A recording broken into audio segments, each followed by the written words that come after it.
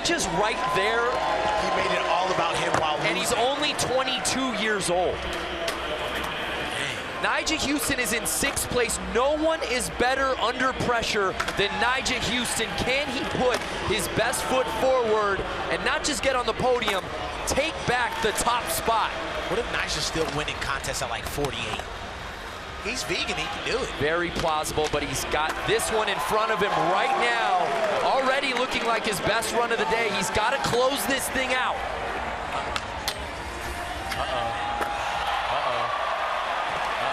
Is it happening?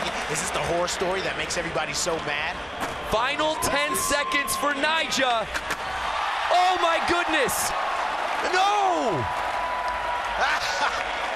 Kelvin Hoffler sitting there, wondering what could have been. He didn't even have If Nyjah would have stayed on his board, you said he didn't have to do that. He flexed. Kelvin didn't fall. It's over. He snuck in like we said. Wow. Wow. I mean, not wow. We knew that. You didn't. The mask was off. Okay, that's 2 back to, hand me that. Give me that. You over here dabbing. Give me, all right. The mask was off for Nyjah. We thought that was going to be the gold medal run.